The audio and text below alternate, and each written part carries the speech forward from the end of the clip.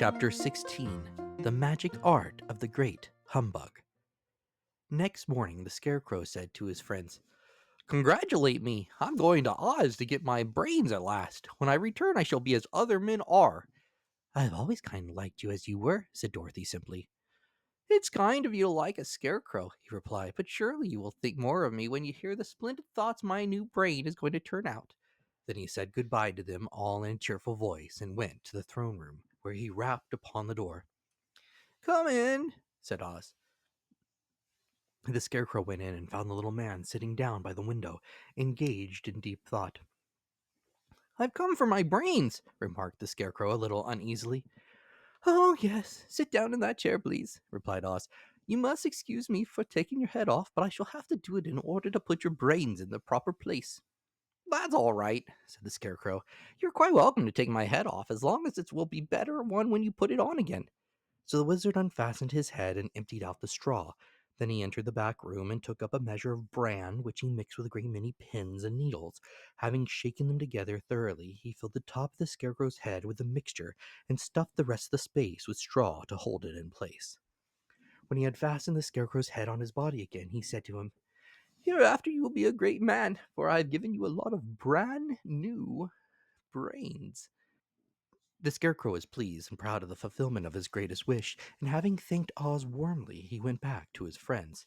Dorothy looked at him curiously. His head was quite bulged out at the top with brains. "How do you feel?" she asked. "I feel wise indeed," he answered earnestly. "When I get used to my brains, I shall know everything." "Why are those needles and pins sticking out of your brain?" asked the Tin Woodman. "That is proof that he is sharp," remarked the Lion.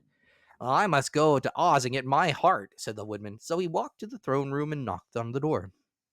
"Come in," called Oz, and the Woodman entered and said, "I've come for my heart." "Very well," answered the little man, "but I shall have to cut a hole in your breast so I can put your heart in the right place. I hope it won't hurt you." "Oh, no," answered the Woodman. "I shall not feel it at all." So Oz brought a pair of tinsmith's shears and cut a small square hole in the left side of the Tin Woodman's breast.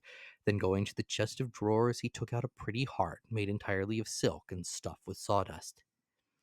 "Isn't it a beauty?" he asked. "It is indeed," replied the Woodman, who was greatly pleased. "But is it a kind heart?" "Oh, very," answered the Oz. He put the heart in the Woodman's breast, and then replaced the square of tin, soldering it neatly together where it had been cut. "There," said he, "now you are a heart that any man might be proud of. I'm sorry I had to put a patch on your breast, but it really couldn't be helped." "Never mind the patch," exclaimed the happy Woodsman. "I'm very grateful to you, and I shall never forget your kindness." "Don't speak of it," replied Oz. Then the Tin Woodman went back to his friends, who wished him every joy on account of his good fortune. The Lion now walked to the throne room and knocked at the door. "Come in," said Oz. "I've come for my courage," announced the Lion, entering the room. "Very well," answered the little man. "I will get it for you." He went to a cupboard and reached up to a high shelf, took down a square green bottle, the contents of which he poured into the green gold dish, beautifully carved.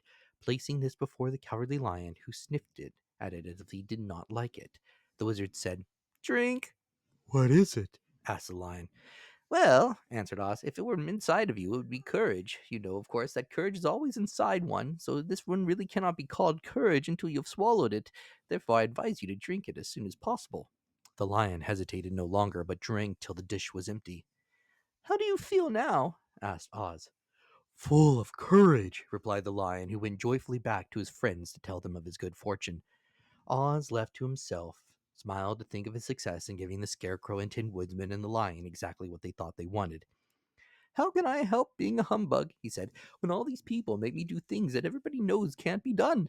It was easy to make the Scarecrow and the Lion, the Woodman happy because they imagined I could do anything. But I will take more than imagination to carry Dorothy back to Kansas, and I'm sure I don't know how it can be done."